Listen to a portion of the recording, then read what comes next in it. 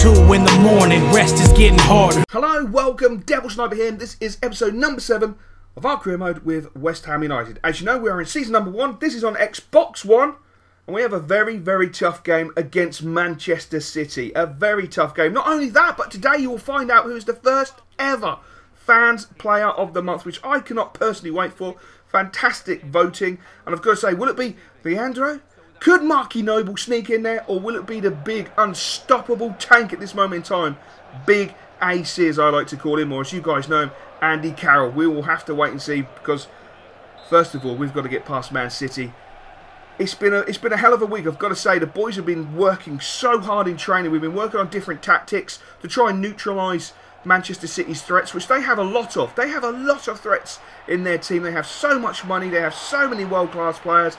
So it's going to be very difficult for us. As you see, Jordan Rose with a very poor touch there. Doesn't get to the opportunity to pull a shot off. But James Collins gets the ball caught under his feet. Fails to clear it. Adrian manages to get a hand to the ball from Jovetic and gathers it, thankfully. But that was great play by Jovetic. A really dogged and determined player. Never seems to give up. Great ball inside there from Man City into Richards. Richards into Garcia. But Garcia is cut out by Winnie Reid first. And it's Collins who comes along to clear the ball up. But Yaya Toure, centre of the park. It looked like O'Brien dived in there. He has the shot from 30 yards. And Adrian lets that go past the post. He had it covered because he's in great form as well at this moment in time. Leandro on the right-hand side dinks a beautiful ball over to Kare. Kare with immaculate first touch. Breaks into the box.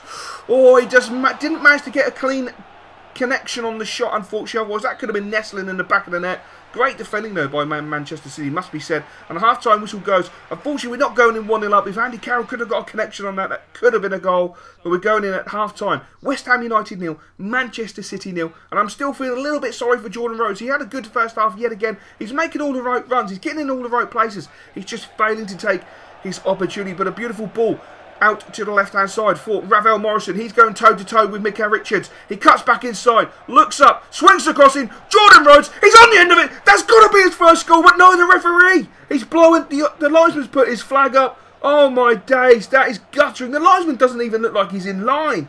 Oh my God, that's disgraceful, but he is offside, unfortunately. So Jordan Rhodes has still yet to score his first goal. As Javier Garcia comes forward, some nice skills there. But look at Winnie Reid getting across. What an absolute tank Winnie Reid is at this moment in time. Playing like a boss. And him and Collins at this moment in time are absolutely locking up the defence. Marky Noble breaking up the play there. Knocks the ball into Andy Carroll. Andy Carroll to Ravel Morrison. Ravel Morrison draws the defender in, plays the ball over the top. Breaks to Andy Carroll. He's inside the box. It's in the back of the net. Andy Carroll, after 80 minutes, has given West Ham a deserved 1-0 lead. Absolutely fantastic play. All started by probably the most underrated midfielder in English football. Marky Noble, look at him celebrate on the screen there. Absolutely sensational. He broke up the play as he always does. Distributes the ball in a simple fashion.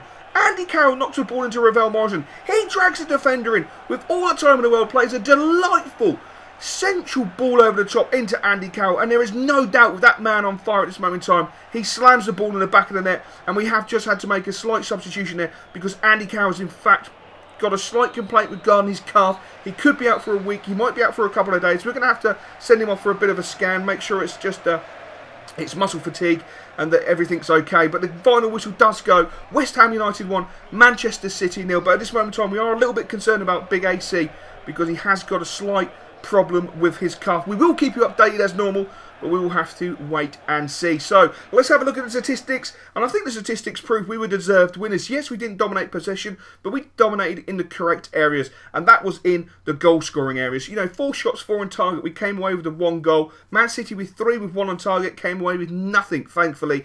Winnie Reid was an absolute boss at the back with Collins. It was 50-50 between Collins and Reid. It had to be Reid for me because he got his foot in on some of the big moments. Ravel Morrison was a pain in the arse of Man City all game long, and Marky Noble done everything that you could ask of a centre defensive midfielder, an absolute diamond. And as you can see, I've got the email from the board that I wanted. Oh, they've acknowledged the positive changes and the dedication. I love it when people acknowledge the dedication, the passion. It is absolutely brilliant. I'm going to change the team, but while I do that, you're going to see Fans Player of the Month. Oh yes. Are you ready? Are you really ready? Well, let's roll it.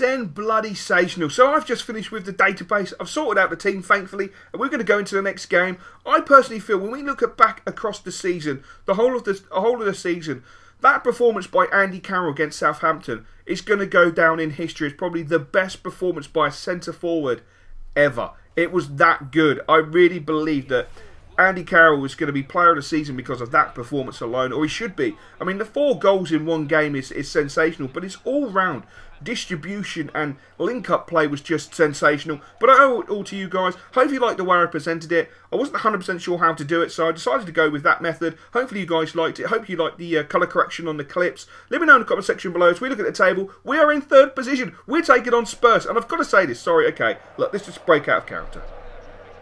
Is it me? Or has EA got their dick so far up the arse of Tottenham? We start yet another season, yet another career mode, and Tottenham are still yet to lose? It's ridiculous. I just don't personally understand it. I really, really don't. We had a great opportunity there with Andy Carroll, but let's get back into the episode. I'm sorry. Do you know what I mean, though? Don't you just think it's ridiculous how they make Spurs into his Titanic team every year? I mean, it was bad enough on FIFA 13. We played one season where Spurs lost 1 game and they drew like 5 games. How are you supposed to win the title against that? I mean, it's just ridiculous. Spurs aren't even good enough. The free kick that they had after the Diami tackle, I've got to say, was that with me or was that hashtag a soft tackle? Hashtag soft tackle. It was for me personally, but the free kick was hilarious. Watching them sky it that high was absolutely sensational. But as you can see, Tottenham are actually all over us. Great ball played inside. Great tackle. Adrian comes out, takes the ball like an absolute boss. But Spurs were applying so much pressure. Soldado knocking the ball out to the left-hand side. The ball's played forward into Jermaine Defoe, coming out of absolutely nowhere with all his pace. Unbelievable. And Adrian with a bit of a floppy dick of a hand there. Not really making a full connection, unfortunately. Nearly conceded the goal from it. But again, ball over the top into Jermaine Defoe. Getting behind the back of us. Hits Adrian. Hits off the post. And I gave up playing, I have to say. But Collins then realised that I wasn't in control. He was. And he cleared the ball. Because I honestly thought that was going to go in the back of the net. And I was like, what the fuck? Oh shit, I've got the ball. I've got the ball. But again, great ball in, and Ericsson with a header wide, sorry. But it was that moment. It hit the post, it rebounded out, and I just went, for fuck's sake. And then all of a sudden I realised Collins had the ball, and he cleared it, not me, because he's a boss, and I'm just nothing, absolutely nothing. As we stroll in at half-time, Tottenham 0, West Ham United 0, and it's safe to say at this moment in time, even though I've just slated EA for having their dick up Tottenham's arse, they are absolutely dominating us so much. It's the irony, the absolute bloody irony. It would be so cool if we were dominating them, but no, of course not. Anyway, let's get back into this episode. I do apologise. We make a few changes.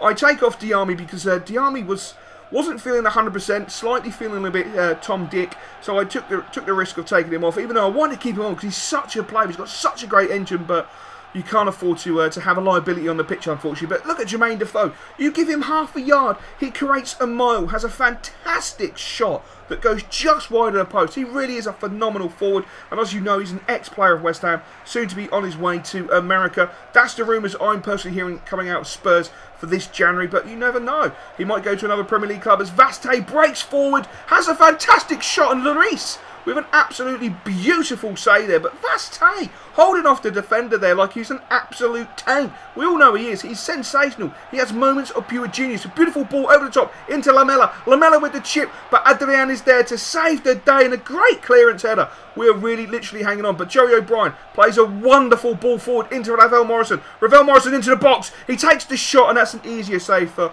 Lloris compared to the Vaste effort. The Vaste effort really was sensational and great football as well, it has to be said. But the ball knocked out to the left-hand side. Soldado knocks the ball into Lamela. Lamela back into Soldado. He's put it wide. What a gift of an opportunity. Ever since his move from Spain, he has lacked that killer touch. He's failed to find it in front of goal. But Downing on the right-hand side with Vertonghen swings the ball into the back post. Oh, Dembele with a clearance. So it wasn't Dembele, I do apologise. It was Rose with the clearance. Came to Dembele. The referee blows a full-time whistle. It is Tottenham 0, West Ham United 0.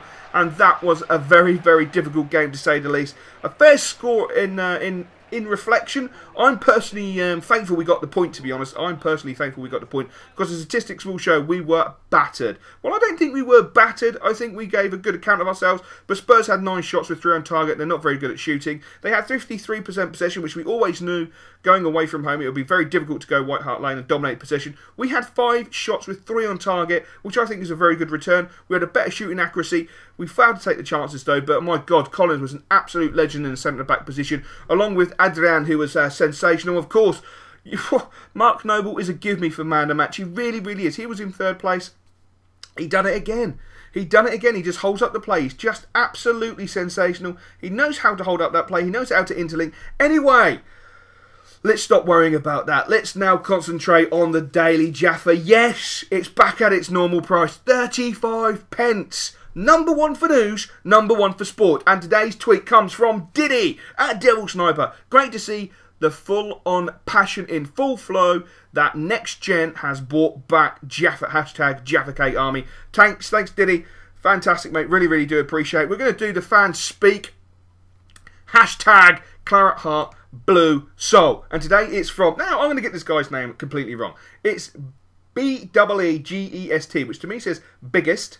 I mean, it's boy, so I presume it's going to be biggest boy. If I've got that completely wrong, I do apologise. I know, come on, I'm just pissing about. I apologise. I apologise? Come on, have a sense of humour. The fans speak. Are you ready? Are you ready? English hammers turning Hodgson's head with the great form of West Ham United under new manager John Locke. That's me if you didn't know. Roy Hodgson may have to budge a few names to make room for West Ham stars, with the 2014 World Cup looming. The sensational form of Andy Carroll, Mark Noble and other West Ham players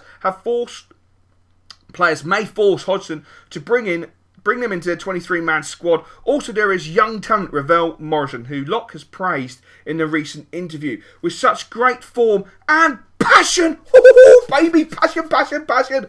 England may have a claret and blue contingent on the plane to Brazil. Oh my days. Thank you ever so much to biggest boy. I hope I've got that right. If not, come on. Give me a break. But I think I'm going to have to change the font because it's so bloody difficult to read that on this screen. It's a bit of a nightmare. But there we go. Anyway, moving on to my story, which is 4 points is a fantastic return. We played very well and showed why we would be hard to break down this season. And I believe we did because we defended stoutly. We're a very, very solid side. But let me get on with the story and get this episode completed so you guys can go off and do your goodness for the rest of the day or evening. But hopefully you enjoyed this episode. If you did, leave it in the comment section below with hashtag we love it. Hashtag we love it. Damn it, we love it. It's been quite a few weeks for the new West Ham boss, who has seen his team beat Newcastle and then lose to an average Stoke City team. But after the 4-0 win against Southampton, it is clear to see he is starting to mould the team into his style of play with his determination and always keep fighting, and that is what's shown in the 2 very tense games against Manchester City and Tottenham. Could West Ham break into the top 6 or even top 4? Who knows? It's going to be such a great season. Hope you enjoyed this episode, guys. I will catch you later. Hashtag we love it. I used to dream about cars and things, about being a star and things. I thought that I